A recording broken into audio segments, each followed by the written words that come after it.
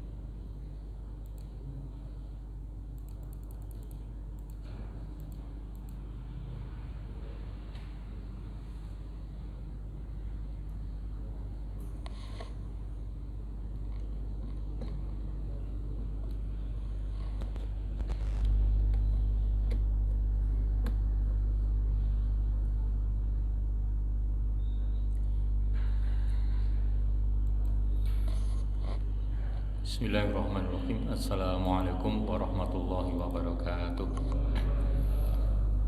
Alhamdulillahirabbil alamin. Assalatu wassalamu ala asyrofil anbiya'il mursalin wa ala alihi wa ashabihi ajmain wa ba'd. Ittaqullaha haqqa tuqatih wa la tamutunna illa wa antum muslimun. Bapak yang kami hormati, kita lanjutkan kajian tentang 10 penghapus dosa menurut Imam Ibnu Taimiyah yang sekarang kalau tidak keliru yang ke-10 yang terakhir, yaitu rahmat dan maghfirah, diampunan dan keringanan. Jadi nanti kalau menjelaskan perbedaan afun dan maghfiratun ini sama ning beda ya. Jadi sama-sama ampunan.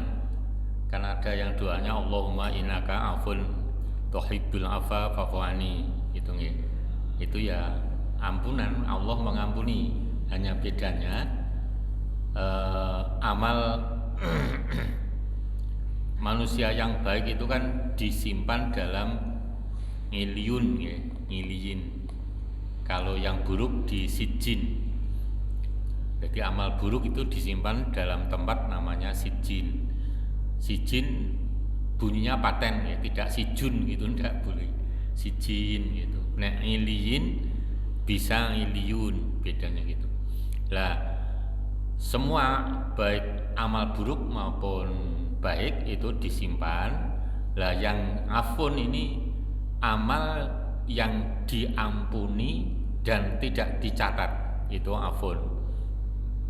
Kalau maghfiratun diampuni ning dicatat. Nah, tidak dicatatnya dihapus atau ditutup, itu dalam surat 25 ayat 70. Ini surat Al-Furqan ya, ayat 70. Ila man taba wa amila amalan sholihah itu. Oh, saya bukanya dulu nih. Jadi surat 25 ayat 70.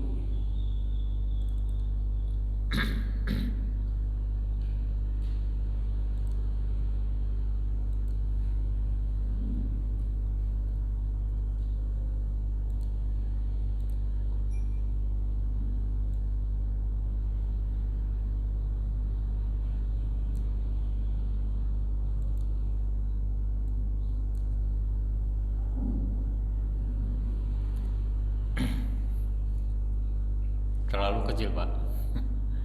Saya perbesar dulu, saya salinnya biar besar, disalin dulu.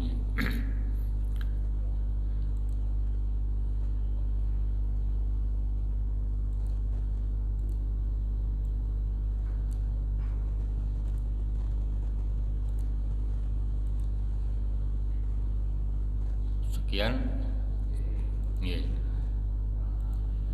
artinya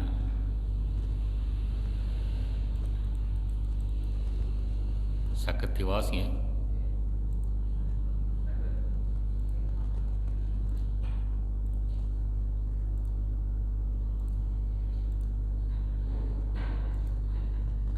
Di sekarang tulis menulis itu serba cepat. Ini surat Al-Furqan surat ke-25 ayat 70. Ila man taba, kecuali hamba Allah yang mau tobat. Kita sudah tobat terus Bapak Ibu ya. Istighfar itu sama dengan tobat. Jadi istighfar, maka Nabi membaca untuk bacaan rukuk dan sujud itu paling sering subhanakallahumma itu. Jadi subhana rabbiyal azimi untuk rukuk jarang sekali. Untuk sujudnya subhana rabbiyal a'la juga jarang. Jadi lah kita ngikut gitu. Ya. Kan itu ditutup dengan Allahumma gfirli kan gitu ya. Jadi biar memperbanyak istighfar. Jadi kalau ada ayat surat 51 ayat 19 wabil asharihum yastaghfirun, itu maksudnya istighfar itu sholat malam. Wabil asharihum yastaghfirun, di waktu sahur mereka sholat malam. Ning pakai kata yastaghfirun karena bacaannya banyak istighfarnya gitu. Nah ini kecuali orang yang tobat kemudian beramal soleh ini ya. Jadi harus ada bukti tobatnya, itu mau melakukan amal soleh, maka faulaika, mereka yubadilullahu, diganti sayiatihim, keburukannya, dosa-dosanya, hasanat, dengan kebaikan. Jadi langsung diganti, tidak dirubah, tidak dicatat, berarti tidak tercatat, langsung diganti. Lah kebaikan itu nek dikaitkan dengan ghafurur rahimah berarti diberi rahmat. Maka ada hadis yang menjelaskan, dulu pernah disampaikan oleh Quraisy Shihab ning tidak dilanjutkan ya, sehingga membuat masyarakat rame ya. Sebetulnya tidak salah itu ya, tidak salah. Jadi hamba Allah itu masuk surga bukan karena amalnya, itu memang betul hadisnya gitu, karena rahmat Allah.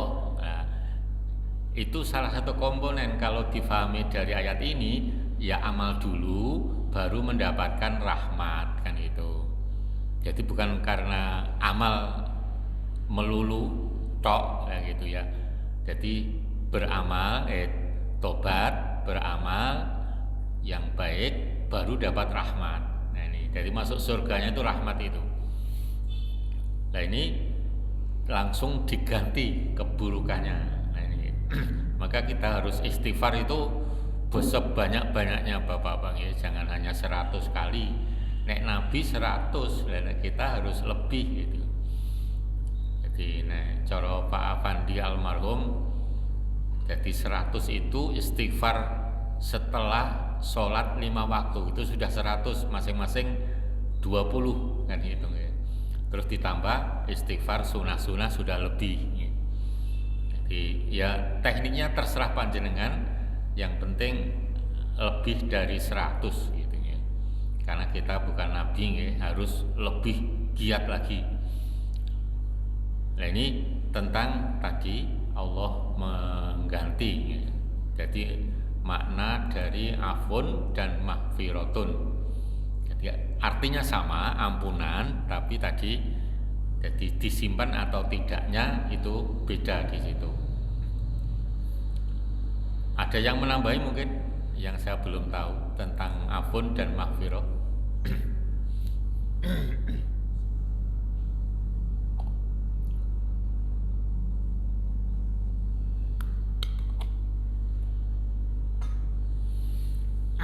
Hadisnya Jid?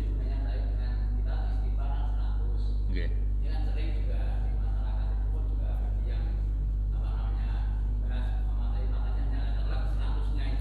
Oh.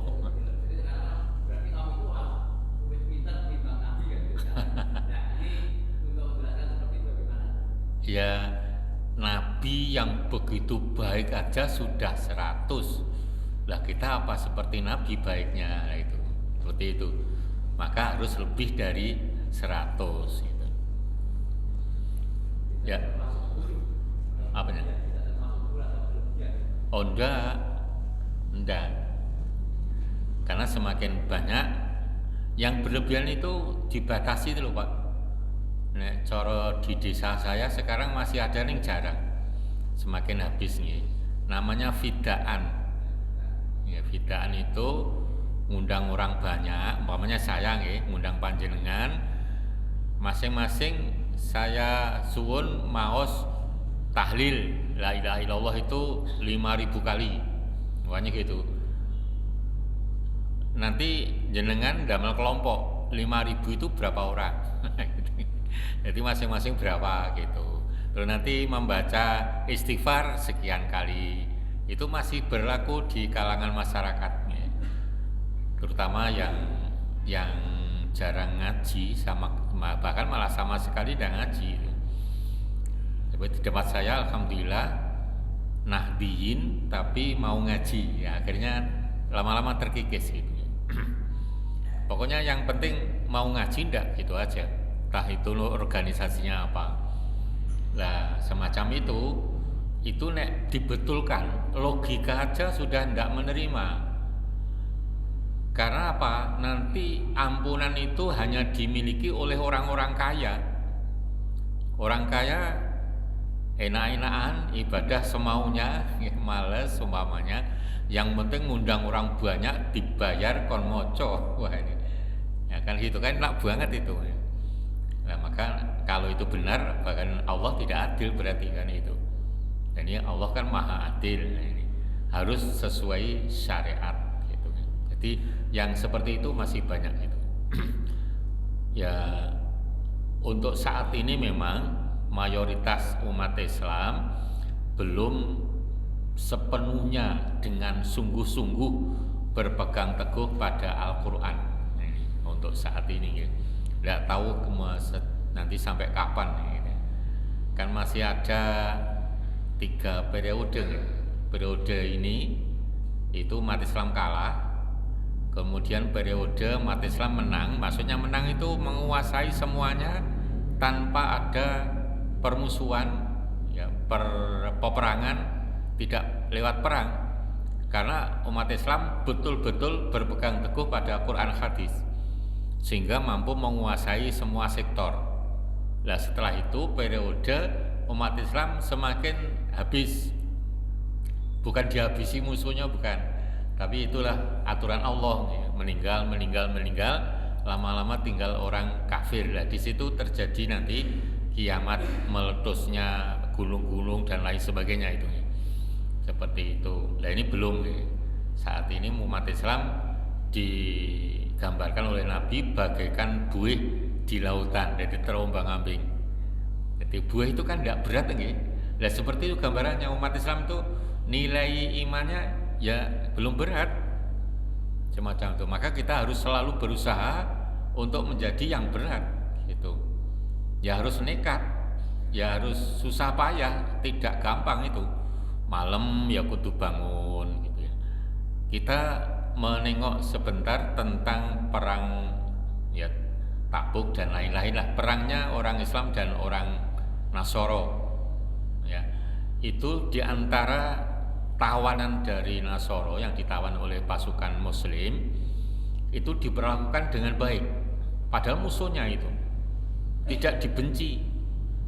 Karena dalam hadis bencilah perbuatannya, jangan membenci orangnya. Itu diamalkan betul oleh orang Islam, sehingga tawanan itu seperti tamu, dihormati, tapi harus dijaga ya. Maka ketika dikembalikan ke teman-temannya orang Kristen tadi, ditanya yang ditawan, umat Islam itu kalau malam apa, tidur atau apa? Oh, umat Islam itu kalau malam sholat gitu, kita ngelipus. Jawabnya begitu. Padahal dalam keadaan perang ini. Kalau siang puasa, jadi dalam keadaan perang puasa tidak ada masalah. Itu penjelasan orang yang ditawan padahal itu musuhnya. Ya jujurnya semacam itu. Nah umat Islam sekarang suruh puasa sunnah banyak yang males, suruh tahajud males juga. Padahal tahajud itu oleh Allah ditekankan, maka bisa difahami tahajud itu wajib bagi Nabi, sunnah muakkad bagi umatnya. Lah menekankannya nanti panjenengan waos surat Al-Muzammil ayat 20 ya. Meskipun kamu sibuk sehingga capek malamnya, atau kamu sakit aja oleh Allah disuruh tahajud, maka bunyinya faqra'u ma tayassara minhu, itu nek diartikan biasa, maka bacalah ya, yang paling mudah dari Al-Quran ini menurut kamu apa?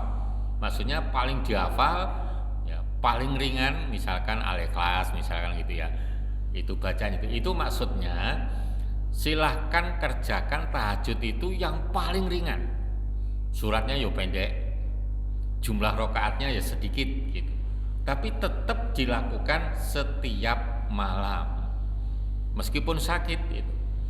Bahkan meskipun kamu jihad dalam peperangan, itu surat Muzammil ayat 20 ya, nanti tiap panjenengan tengok ya. Agar mendapat ini Bapak-bapak ya, rahmat, afun dan maghfiratun, atau cukup rahmat dan maghfirah, itu aja tidak apa-apa, karena afun termasuk di dalam maghfirah ya. Dalam hadisnya yakhruju qaumun minan nar, ada sebagian kaum keluar dari neraka, maksudnya dikeluarkan, bukan keluar sendirian, bukan. Ba'da ma masawum minha, setelah wajahnya ya namanya terbakar nih, jadi warnanya sudah tidak karuan gitu, kehitaman, dilahap api. Fayadkhuluna jannah, kemudian mereka masuk surga, itu maksudnya dimasukkan, bukan masuk sendirian. Jadi ini dikeluarkan dari neraka, ada hadis yang menjelaskan begitu, kemudian dibersihkan setelah gosong gampangane matur, kemudian dimasukkan ke surga. Fayusammihim, mereka orang-orang yang mantan neraka tadi diberi nama ahlul janatil jahamiyin. Nah, ini penghuni surga yang jahannamiyun, jadi mantan dari penghuni neraka jahanam, maksudnya gitu, itu jahamiyun ya. Jadi kalau ada nanti ucapan jahamiyun, itu sudah tidak di neraka lagi, tapi pernah di neraka, itu sebutannya jahamiyun. Kalau di sini karena jahamiyin gitu. Jadi jahamiyin sama seperti tadi yang ngiliyin, mutakun, mutakin gitu ya. Tapi nek sijin ya tetap sijin, tidak boleh sijun. Ya, ini yang ke-10 atau yang terakhir, yaitu rahmat dan maghfirah. Ada yang ditambahkan sebelum dilanjut? Ya.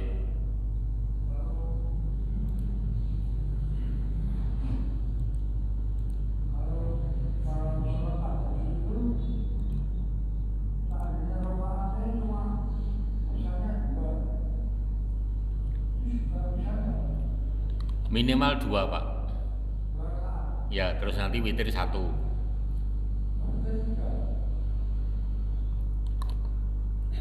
Nggak pakai witir ya nggak apa-apa, nih lengkapnya pakai witir gitu. Jadi tahajudnya 2, witirnya 1. Yang penting tiap malam, meskipun sakit tetap, meskipun tidak bisa berdiri ya pakai dengan duduk atau dengan terlentang begitu. Yang penting melaksanakan, itu ditekankan oleh Allah. Maka sholat tahajud diabadikan oleh Allah dalam 10 surat kalau tidak salah. Gitu Pak ya. Ada lagi?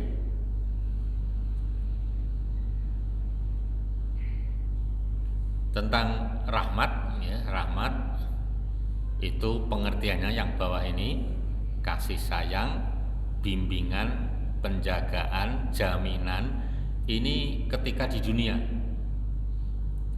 perlindungan, dilindungi, di petunjuk, pertolongan dan lain-lain dari Allah yang diberikan kepada makhluknya. Ini rahmat diperoleh di dunia dengan syarat-syarat tertentu tadi. Syaratnya ila man taba wa amila amalan sholihan dan seterusnya. Rahmat juga berarti surga. Jadi di dunia ini terjemah artinya banyak, tapi kalau untuk akhirat rahmat itu artinya surga. Karena sudah mewakili seluruhnya. Nah, tentang rahmat di dunia ini yang menyenangkan, semua yang menangkan itu rahmat. Itu jumlahnya hanya 1%. Nah, menurut hadis ini Bukhari hadisnya hanya 1%, yang 99% nanti di surga. 1% aja manusia sudah tidak bisa menikmati semuanya. Tapi kalau di surga, penghuni surga itu bisa menikmati semuanya. Maka di surga itu ada istilah tidak pernah bosen.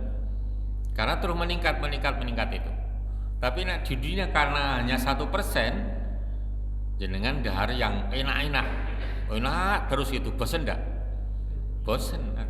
Di surga enggak, karena beda, enaknya beda.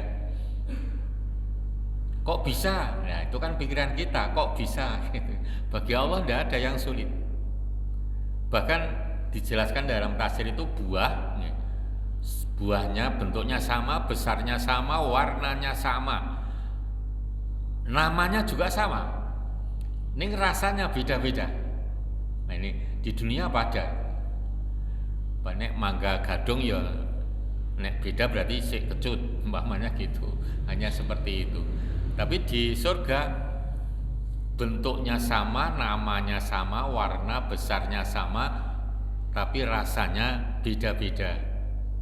Bahkan dalam tafsir dijelaskan rasa buah itu menyesuaikan pikirannya penghuni surga. Yang penting rasanya rasa buah. Jadi jenengan dahar mangga gadung, dalam mikir, mbok gini rasanya durian ya, langsung berubah rasanya loh.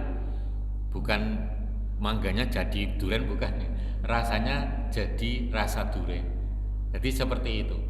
Dan itu sangat mudah dan sudah diperuntukkan, disiapkan untuk orang-orang yang bertakwa. Nah, maka di dunia itu orang bertakwa itu kan digambarkan seperti di penjara kan gitu nggih. Maksudnya apa?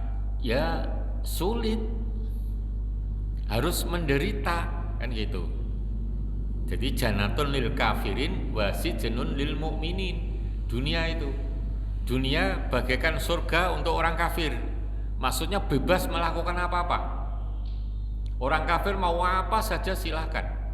Tidak ada istilah haram bagi orang kafir loh. Haram kan bagi orang mukmin. Jadi bagi orang kafir di dunia tidak ada yang dilarang. Tapi nanti di akhirat orang kafir betul-betul ditahan. Jadi kebalikannya di dunia ya. Sementara orang kafir seolah-olah di penjara, nanti di akhirat bebas. Ini jadi bebas. Maka kita harus tadi nekat untuk lebih baik. Bangun malam itu ya sulit. Tapi kalau sudah terbiasa, insya Allah tidak sulit. Jadi bangun jam 2 umpamanya, jangan latihannya bangun jam 2. Nanti lama-lama tidak pakai bel pun jam 2 sudah bangun. Karena Allah yang mendidik itu. Nah, kita harus nikat untuk itu. Jangan sampai males-malesan itu. Males itu miliknya orang kafir. Baca Quran gitu tengah malam, tapi jangan keras-keras nih. Yang penting suaranya didengar oleh dirinya sendiri. Jadi di batin baca Quran itu tidak boleh seperti baca koran. Seperti baca Quran itu tidak boleh nih. Minimal harus nek coro Jawi klesik-klesik. Nah itu minimal seperti itu. Di batin tidak boleh. Ya karena membacanya adalah ibadah. Ini tentang rahmat. Sebab-sebab mendapat rahmat diantaranya, ini diantaranya tidak semuanya, taat kepada Allah dan Rasulnya itu jelas. Wa atiullaha wa rasulahu la'alakum turhamun. Ini surat Ali Imran 132. Kalau kamu taat pada Allah dan Rasulnya, kamu mesti diberi rahmat. Itu pasti janji Allah itu. Melakukan kebaikan dan meningkat. Jadi yang namanya amal soleh itu sekarang dilakukan, besok tambah, besok tambah, besok tambah begitu. Jadi meningkat. Nah besoknya itu bukan berarti hari ini hari Kamis, Jumatnya, Sabtunya bukan ya. Ada tahapan-tahapan lah itu ada melalui proses.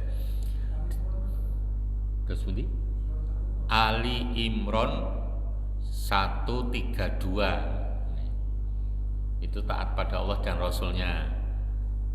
Yang kedua Al-Baqarah 112 melakukan kebaikan dan bertambah atau meningkat. Bala man aslama wajhulillah. Jadi tidak demikian atau memang orang yang bisa terjemah begitu nggih, memang orang yang pasrah bongkoan kepada Allah wa muhsinun ya. Kata muhsin ini orang yang melakukan kebaikan dan bertambah. Kalau tidak bertambah berarti hanya hasanun, bukan muhsinun ya. Jadi beda. Falahu ajru inda rabbi wala khaufun alaihim wala hum yahzanun. Jadi tidak akan khawatir, takut, tidak akan sedih. Berarti kan mendapat rahmat. Yang ketiga takwa kepada Allah. Wa rahmati wasi'at kulla syai'in fa sa'aktubuha lil ladzina yattaqun. Al-A'raf 156. Jadi takwa yang lalu sudah disampaikan ciri-cirinya. Nah, kita harus ngoreksi terus dirinya masing-masing nggih. Jangan ngoreksi orang lain. Jadi anjurannya itu ngoreksi dirinya sendiri. Yang pertama di surat Al-Baqarah itu alladzina yu'minuna bil ghaibi, mulai dari situ ya. Itu iman kepada yang gaib semuanya, baik gaib tentang akhirat maupun gaib yang ada di dunia. Seperti adanya jin, itu kan termasuk gaib ya. Kita harus yakin. Ini yakinnya dalam aturan tertentu menurut Islam. Jangan sampai, dan ini contoh yang mengurangi nilai yakin atau percaya kepada yang gaib. Yang lalu sering saya sampaikan contohnya naik kendaraan lewat jembatan tur sepi, ngebel, membunyikan klakson. Ini mesti ada keyakinan itu. Tidak mungkin tidak ada keyakinan kok klakson, itu tidak mungkin. Nah, itu yang mempengaruhi yakin atau iman kepada yang gaib. Ya pakai logika aja, yang di bel itu yang mudeng dengan bel, jangan jembatan di klakson. Itu nanti ada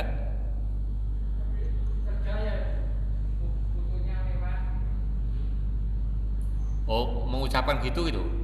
Ya jangan putuni sinten.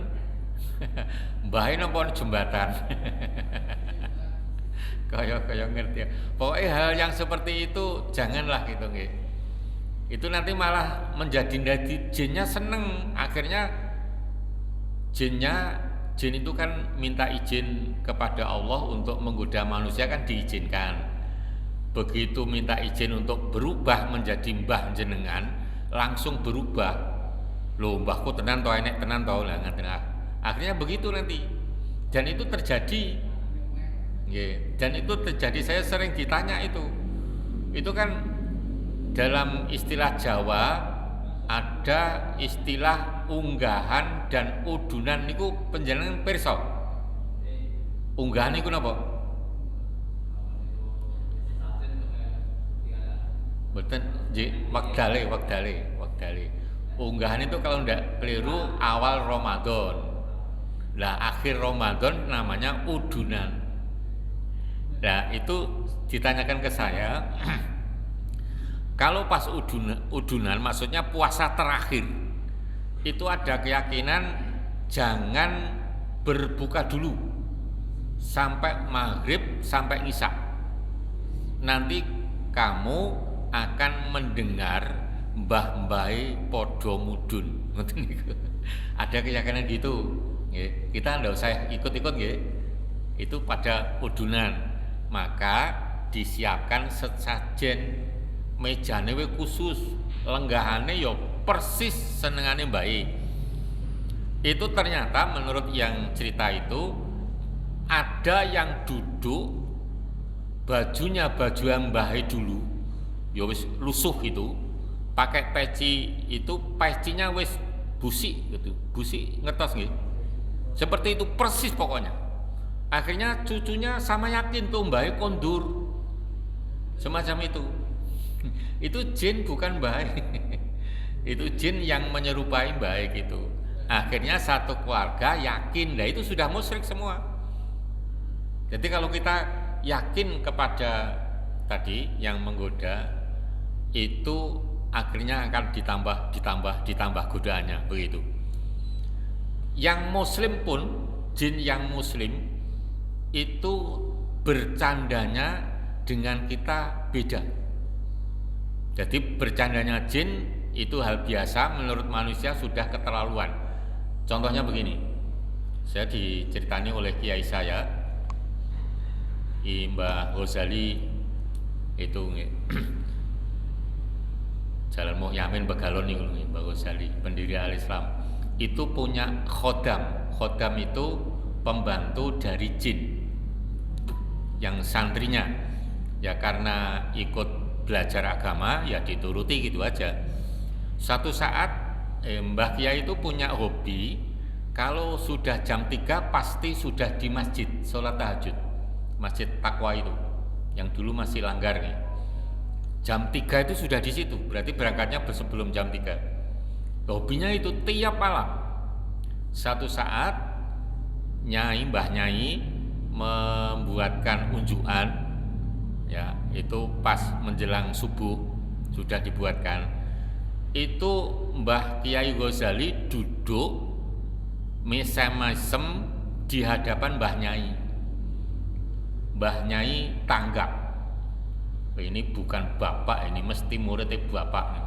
Langsung dikapyuk wedang teh wow. Itu contoh. Jadi jin goda manusia, menurut jin itu bercanda. Ini menurut manusia sudah keterlaluan. Begitu dikapcuk hilang, wong itu bukan manusia. Ya, orang beriman itu terhadap hal-hal yang seperti itu mudah tanggap karena imannya betul-betul sudah mantap. Maka kita PR-nya menjadikan iman kita harus sudah mantap dengan cara mengamalkan syariat ini sungguh-sungguh. Jangan pilih kasih ya. Ini yang berat, ini yang ringan, ya semacam itu. Jadi sekali lagi jangan sampai iman kita digoda oleh seperti itu, dan itu banyak sekali.